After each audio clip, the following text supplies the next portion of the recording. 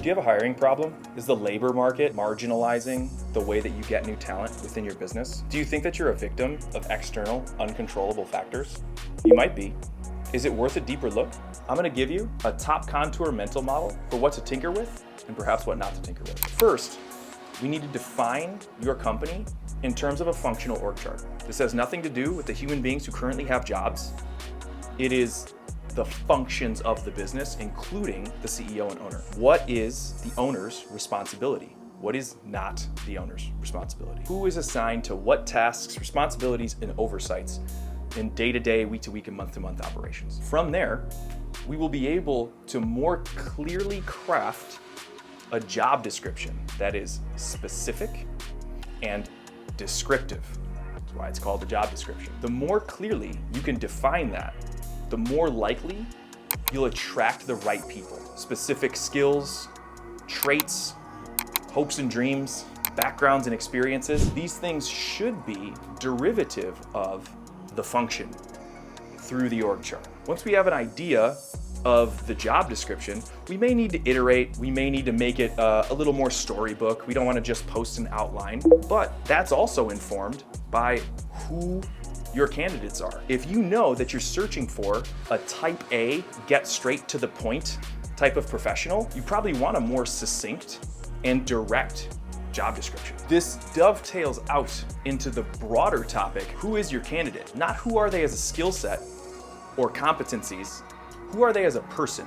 Who is the human being behind the hard skills, soft skills, competencies, and experience? Where perhaps do they spend their leisure? What do they do for their learning and development? If you have an idea of who the human beings are and what they're interested in, you can take your tailored, specific job description to those candidate sourcing pools. Is it LinkedIn? Is it Indeed? Is it Fiverr? Is it Cold? Is it Instagram? It could be anywhere. Making decisions based on the function is key here.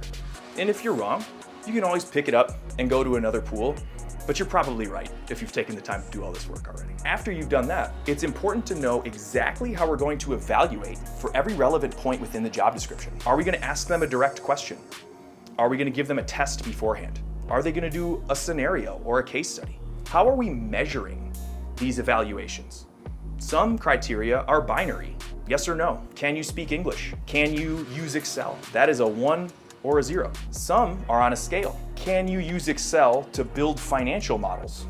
Are you a 1, 2, 3, 4, or 5 on a scale of 1 to 5? Some of the criteria aren't quantitative at all, but they are subjective and qualitative. We should score them all the same. Whether you feel somebody's outgoing or not, or endearing, or infectious, that's not a quantitative measure. That's a qualitative measure. It is subjective, but we should evaluate it. You can still gauge it 1 through 5, especially if you have other interviewers. Maybe we're gauging something across different interviewers, across different interviews, which leads me to my next point. It's irresponsible a lot of the time to try to get everything done in 1 half-hour or 45-minute interview. Honestly ask yourself, how long will it take to ask and answer each of the questions that I need to ask and answer? Oftentimes, there's some prep work, maybe a preliminary or phone screen, maybe some in-between work if they get passed on, and so on and so forth. Know what has to happen for someone to get passed on, know what likely the time frames are for answer, and communicate those. Be straightforward about, hey, this is gonna take 15 minutes.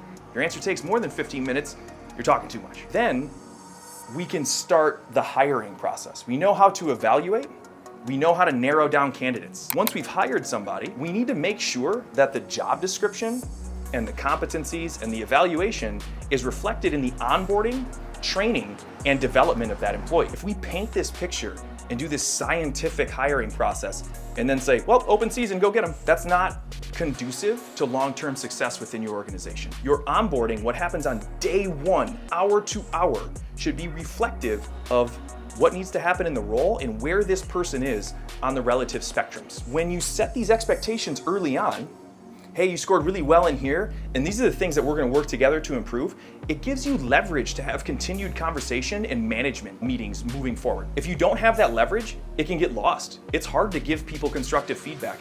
Give yourself the reins and the runway to have those conversations, but it all starts within hiring. After walking through this mental model, it's probably really apparent how many places this could go wrong within that process. And I would venture to guess that if we're not being intentional about each step in the process and our input and that person's output, we're probably dropping a few balls, and that's okay.